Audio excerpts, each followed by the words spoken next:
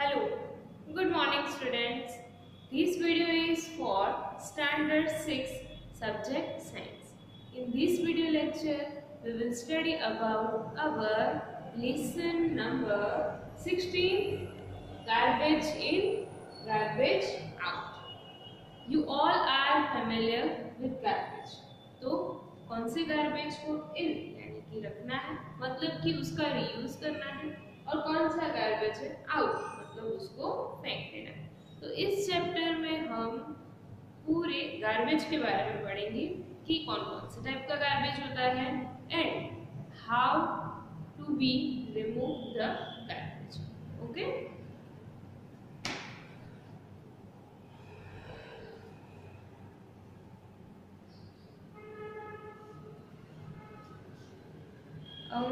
we throw out so much rubbish or garbage every day from our home, school, shops and offices। हमारे घर में से, shop में से बहुत सारा कचरा हम बाहर फेंकते हैं। The grains, pulses, biscuit, milk और oil purchased in shops are packed in plastic bags or tins. All this wrapping material go out as We sometimes buy things that are rarely used and often thrown into the garbage। कुछ ऐसी चीजें भी होती हैं जो हम बहुत ही rarely use करते हैं और फिर यूज करने के बाद उसको फेंक देते हैं। We generate so much garbage in our day-to-day activities. We often throw groundnut shells on public places, in buses or trains after eating the nuts। ये बहुत सारे लोगों की आदतें होती है कि कहीं पे भी मतलब बाहर जा रहे हैं, बस में है, पब्लिक प्लेस पे है, ट्रेन में है, तो जो भी चीजें खाते हैं उनकी छिलके या तो दूसरा कचरा जैसे कि बिस्किट का है तो उसका जो रैपर है वो वहीं पे ही फेंक देते हैं। We throw away the ticket when we get off a bus. A child might go on sharpening pencils just for fun। तो पेंसिल को शार्प करते सिर्फ फन के लिए कचरा निकालते और कचरा नीचे फेंक देते हैं। If we make mistakes or spill ink on our notebook, we tear off the sheet and throw it away। अगर पेपर में इंक लग जाती है तो हम पेपर को फाड़ देते हैं। And we also throw away many domestic wastage such as broken toys, old clothes, shoes and slippers। तो ऐसी बहुत सारी चीजें हम फेंक देते हैं। What if the garbage is not removed from our homes and surroundings? हमारे घर में से या हमारे आसपास से अगर ये गार्बेज को फेंका न जाए, निकाला न जाए तो क्या होगा? Do you think this will harm us? When सफाई कर्मचारी take the garbage from the bins, where does the garbage go and what happens to it? Is it possible for all of this garbage to be changed into something that will not harm us? यानी कि ऐसा बहुत सारा garbage है वो कहाँ पे जाता है? जब सफाई कर्मचारी उसे हमारे घर से लेके जाते हैं तो ये गार्बेज कहाँ पे जाता है और उसमें से ऐसी चीजें बन सकती है कि जिससे हमें हार्म ना हो। Can we contribute towards this in any way? We will look for answers to this question in this chapter. Now we have to read about all such things and we have to get all these answers from this chapter. Children from Paheli and Bujo school did a project called Dealing with Garbage. We will learn about some of the things they learned through this project. अभी यहाँ पे हमें एक note दी है, मतलब कि एक box में दिया गया है A step towards cleanliness। ये कौन से अभी नीचे लोगो दिया है वो कौन सी स्कीम का है? स्वच्छ Bharat. The Prime Minister of India launched the Swachh Bharat mission। The aim of this mission is to create an open defecation free India by 2 October 2019। 2 अक्टूबर 2019 से ये स्वच्छ भारत अभियान स्टार्ट हुआ है और उसकी तरफ हमें क्या करना है कि सारे इंडिया को हमें गार्बेज से या फिर कचरे से फ्री करना है, उसको क्लीन बनाना है। Now dealing with garbage. How to deal with garbage. अगर हमारे पास गार्बेज है जो हम क्रिएट कर रहे हैं उसके साथ कैसे डील करना चाहिए? सफाई कर्मचारी collect the garbage in trucks and take it to a low-lying open area called a landfill. Now, what is a low-level area? Low-lying open area कैसा होता है? तो आपको लैंडफिल की पिक्चर दी गई है, फिगर दी गई है, फिगर 16.1 में तो एक ऐसा एरिया होता है जो पूरा बड़ा मतलब खुला मैदान जैसा है और वो लो लाइन यानी कि नीचे की तरह होता है, तो उसे हम क्या बोलते हैं, landfill. There the part of the garbage that can be used is separated out from the one that cannot be used as such। यानी कि यहाँ पे पहले तो सारा गार्बेज जाता है, फिर वहां से उसमें से ऐसे गार्बेज को अलग किया जाता है कि जिसको हम दोबारा यूज कर सकते हैं। अभी ये कौन कौन से गार्बेज होते हैं वो अभी हम नेक्स्ट में पॉइंट में पढ़ेंगे। Thus the garbage has both useful and non-useful components. The non-useful component is separated out. It is then spread over the landfill and then covered with a layer of soil। यानी सबसे पहले हम क्या करेंगे, landfill में कचरा डालेंगे, फिर उसमें से जो भी यूजफुल मटेरियल जिसको हम रिसाइकल कर सकते हैं या दोबारा यूज कर सकते हैं वैसे मटेरियल को सेपरेट किया जाएगा। देन जो मटेरियल अभी लगता है कि नहीं चलो ये किसी यूज का नहीं है, तो वहां पे वो स्प्रेड किया जाता है और उसके ऊपर सॉइल का एक लेयर बना दिया जाता है।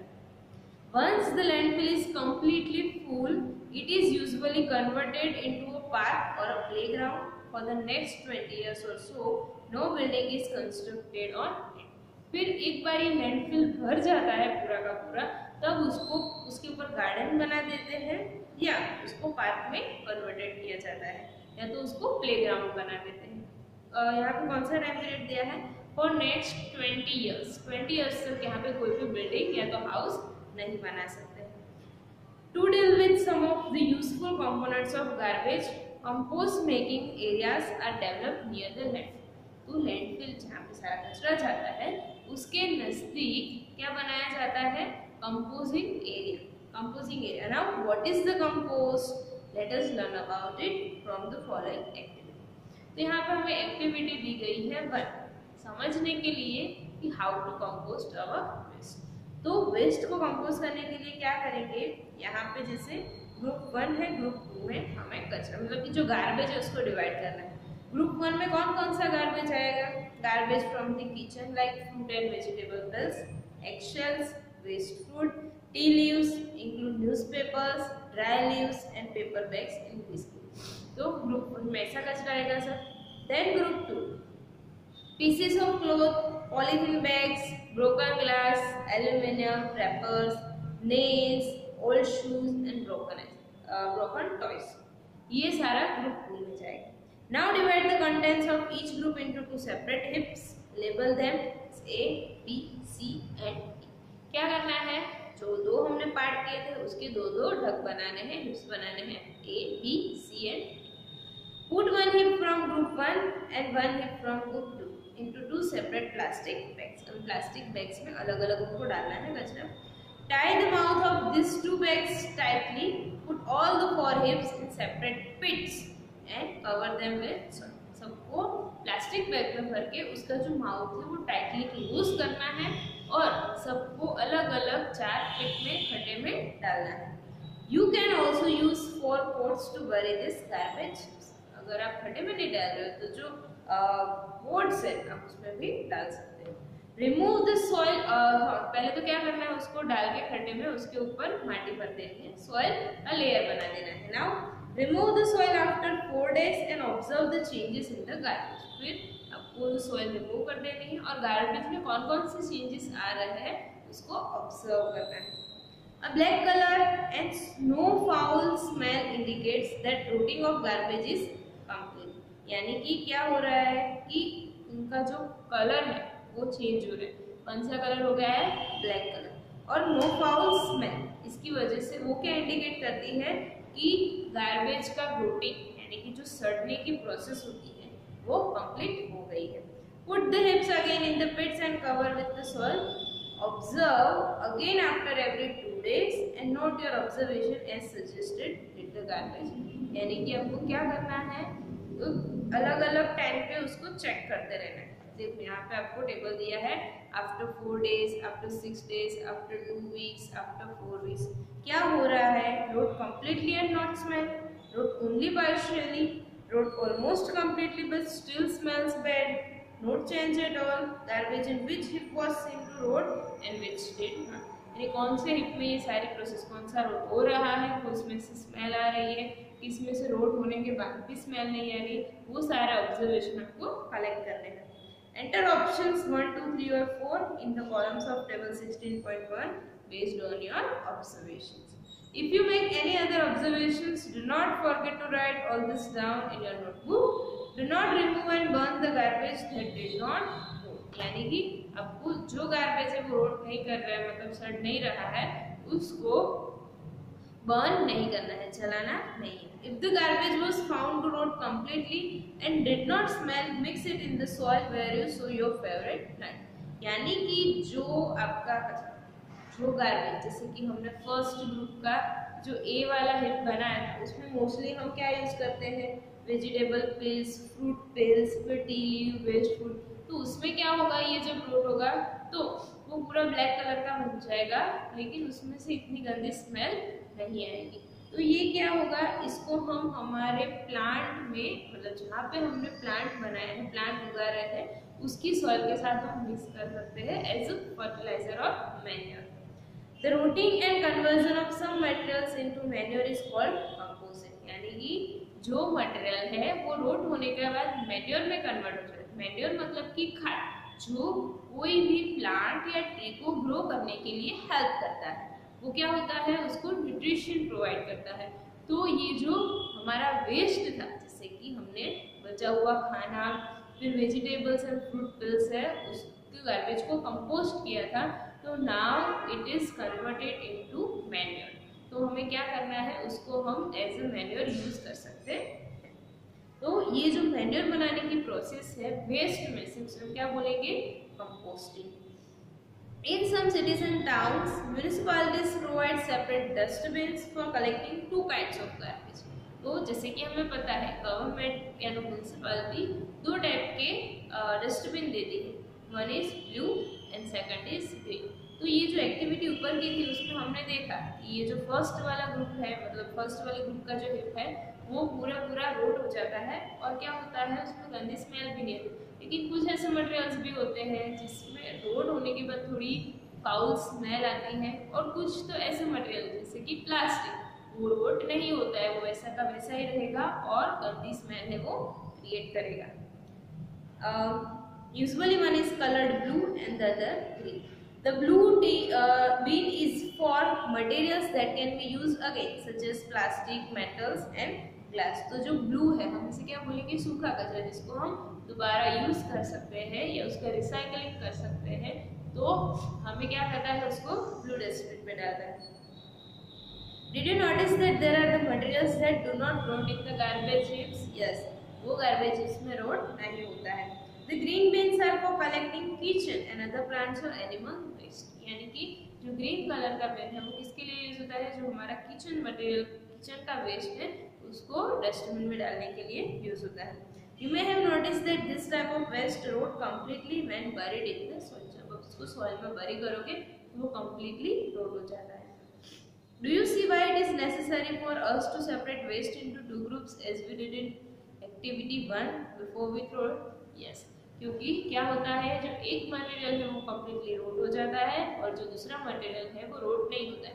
जो एक मटेरियल है जो रोट होता है, जैसे कि फ्लावर वेजिटेबल पिल्स, उसको हम क्या कर सकते हैं, उसको हम मैन्योर में कन्वर्ट कर सकते हैं, और जो दूसरे टाइप का मटेरियल है, पेपर, प्लास्टिक, उससे हम रिसाइकल कर सकते हैं।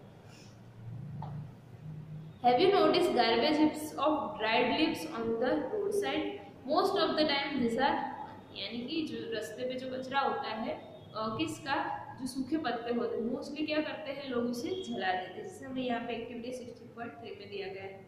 Farmers too often burn the husk, dried leaves and part of crop plants in their fields after harvesting.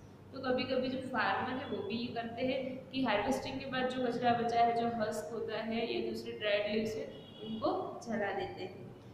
Burning of this produces smoke and gases that are harmful to our health. यानी उसको जलाना हमारे health के लिए helpful होता है।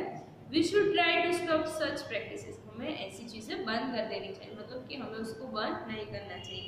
This waste could be converted into useful compost. उसे जलाए, उससे कि अच्छा है कि हम उसका कंपोस्ट बना दें, यानी कि जो स्मोक है वो भी क्रिएट नहीं होगा और हमारा मैन्योर भी हमें मिल जाएगा।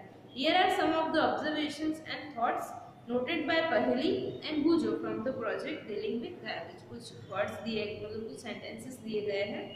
भुजो noted his book, do not burn leaves, you will not be able to tolerate the fumes, यानी कि बर्न ना करो, उसका जो फ्यूम यानी कि उसका जो स्मोक होता है आप उसको टॉलरेट नहीं कर पाओगे। पहली made a note in her notebook, why has the government not made burning of leaves a theft, यानी कि गवर्नमेंट है ये लीव्स को बर्न करने की जो एक्टिविटी है उसको जो थेफ्ट नहीं बना देती है, मतलब कि यहाँ पे उसका एक्सप्लेनेशन दिया है, see must have been illegal, illegal नहीं बना देती है। जब वो गवर्नमेंट उसको इलीगल कर देगी तो ये लोग बंद कर देंगे। She wanted that the government should make a law against the burning of leaves and other plant waste anywhere in India.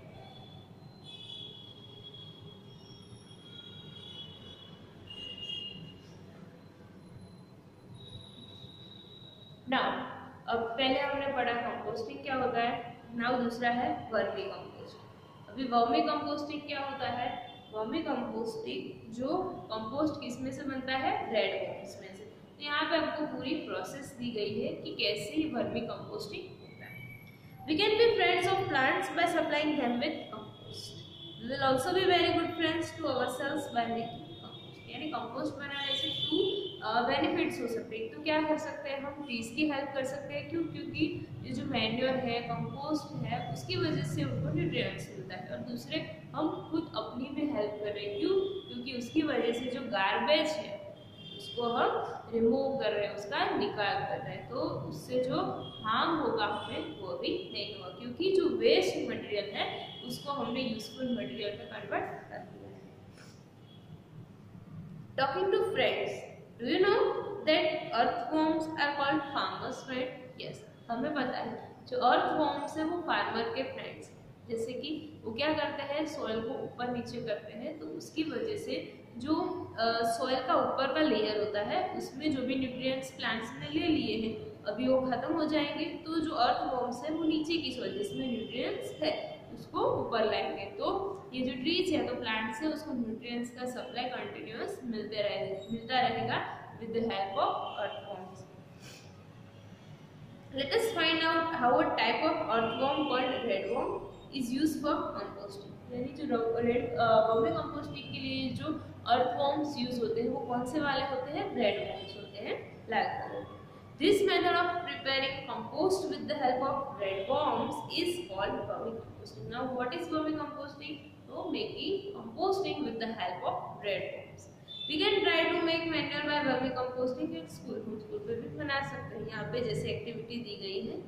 तो क्या करना है, let us dig a pit about 30 centimeter deep और keep a wooden box at a place. या तो आपको एक पिट बनाना है, खड्डा बनाना है, या तो एक वुडन बॉक्स भी आप रख सकते हैं। Which is neither too hot nor too cold. ये जगह कैसी होनी चाहिए, बहुत ही ज्यादा गर्म भी नहीं और बहुत ज्यादा ठंडी नहीं। What about a place which does not get direct sunlight? Let us now make a comfortable home for our redworms in the pit or the box. अभी हम redworms के लिए उसमें हाउस बनाएंगे। Spread a net or chicken mesh at the bottom of the pit or the box. क्या करना है, जो आपका पिट है या तो बॉक्स है उसके नीचे मतलब बॉटम पे क्या रखना है, नेट रख सकते हो या चिकन की जो मैश आती है वायर वाली जो नेट टाइप उसे रख सकते हो। You can also spread 1 or 2 centimetre thick layer of sand as an alternative, यानी आप उस पे मिट्टी है, सैंड है, रेती, उसको भी स्प्रेड कर सकते हो। Now spread some vegetable waste including peels of fruits over this layer of sand. अभी ये लेयर के ऊपर हमें दूसरा क्या करना है, वेजिटेबल वेस्ट है या तो पिल्स है उसको रखना है। One can also use green leaves, pieces of dried stalks of plants, husks or pieces of newspaper or cardboard to spread over the layer of sand. यानी उस पे अभी लेयर सैंड का जो लेयर है उसके ऊपर आप न्यूज़पेपर के पीसेस, कार्डबोर्ड के पीसेस या तो जो भी वेजिटेबल वेस्ट है, green leaves, pieces of dried stocks, ये सारा लेयर बना सकते हैं। However, shiny और plastic coated paper should not be used for this purpose. इसमें हम जो प्लास्टिक का या तो शाइनी पेपर है उसको यूज नहीं कर सकते। Dried animal dung could also be used as a sprayed over sand or wire mesh. हम क्या कर सकते हैं, उसमें एनिमल का जो डंग है जो ड्राई हो गया है उसको भी स्प्रेड कर सकते हैं। Sprinkle some water to make this layer. अभी ये जो लेयर है उसको थोड़ा भीगा बनाने के लिए उस पर थोड़ा सा वाटर स्प्रिंक करेंगे। Take care not to use excess of water, बहुत ज्यादा पानी नहीं डालना है। Do not press the layer of waste, keep this layer loose so that it has sufficient air and moisture. उसको प्रेस नहीं करना है, उसको लूज ही रखना है, यानी कि उसमें जो एयर है और मॉइस्चर उसके लिए जगह है। Now your pit is ready to welcome the red worms. अभी आपका रेड वॉर्म को वेलकम करने के लिए आपका पेट रेडी है, उसका घर बन गया है। Buy some red worms and put them in your pit. जिस फिगर 16.4 में दिखाई दे रहे हैं, ऐसे आपको रेड वॉर्म्स को बाय करना है, खरीदना है और उसमें डालना है। Cover them loosely with gunny bag और an old sheet of cloth और लेयर ऑफ ब्रश। अभी उसको रेड वॉर्म्स डालने के बाद उसको किससे कवर करना है, आपको उसको कवर करना है गनी बैग से, या तो पुराने कपड़े की कोई शीट है उससे, या तो ग्रास के लेयर से आप कर सकते हैं। योर रेड वॉर्म्स नीड, अभी ये जो रेड वॉर्म्स है उसको फूड चाहिए। You can give them vegetable and fruit waste. पहले तो हमने एक्चुअली में रखा ही था फ्रूट वेस्ट, लेकिन आपको रोज डालना पड़ेगा।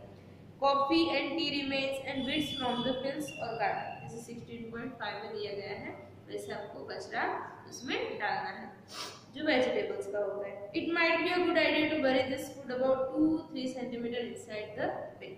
Do not use waste that may contain salt, pitcher, or pickles, oil, vinegar, meat and milk preparation as food for your red worms. यानी कि ये जो सारी चीजें हैं आप उसको एज अ फूड नहीं दे सकते। If you put this thing in the pit, this is causing small organisms start growing in the pit. अगर आप उसमें ये डालोगे जैसे कि पिकल है, सॉल्ट है, ऑयली चीजें हैं, तो क्या होगा, उसके अंदर जो पिट है उसके अंदर जो डिसीज कॉज करते हैं ऐसे बैक्टीरियाज या तो ऐसे माइक्रो ऑर्गेनिजम्स वर्क करेंगे, वो इंक्रीज होंगे। Once in a few days gently mix and move the top layers of your pit. दिन में एक बार क्या करना है आपको, जेंटली ये जो वेस्ट है उसको उसके साथ मिक्स करना है और उसको ऐसे ही रहने देना है। Red worms do not have teeth, उनके टीथ नहीं होते हैं। They have a structure called gizzard, उनका एक स्ट्रक्चर होता है माउथ में, वो क्या बोलते हैं उसे, gizzard, which helps them in grinding their food. उनको जैसे हमारे टीथ हमें फूड ग्राइंड करने में हेल्प करते हैं, वैसे रेड वॉर्म्स को भी gizzard है वो हेल्प करते हैं। Powdered eggshells और seashells could be mixed with the waste. This would help red worms in grinding hair. ये भी ग्राइंडिंग करने के लिए कौन हेल्प करेगा, जो पाउडर्ड एग शेल्स है या तो सी शेल्स है उसको पाउडर करना है फिर उसमें डालना है, तो ये उनको ग्राइंड करने में हेल्प करेंगे। This would help redworms in grinding their food. A redworm can eat food equal to its own weight in a day. एक दिन में अपना जितना वेट होता है उतना फूड वो खा सकते हैं। Redworms do not survive in very hot और very cold surroundings. They also need moisture around, यानी कि जो रेड वॉर्म्स है वो बहुत ही ज़्यादा गर्म और बहुत ही ज़्यादा ठंड एटमोसफियर में नहीं रह सकते। उनकी आसपास का जो सराउंडिंग्स है उसमें क्या होना चाहिए, मॉइस्चर होना चाहिए। If you take good care of your worms in a months time their number will be, यानी कि अगर आप उसकी अच्छी तरह से केयर करोगे, डेली टू डेली उसको मिक्स करोगे, उनको फूड प्रोवाइड करोगे, तो एक महीने में क्या हो जाएगा, आपने जितने भी रेड वॉर्म्स डाले हैं उससे डबल रेड वॉर्म्स क्रिएट हो जाएंगे। Observe the contents of the pit carefully after 2-3 weeks.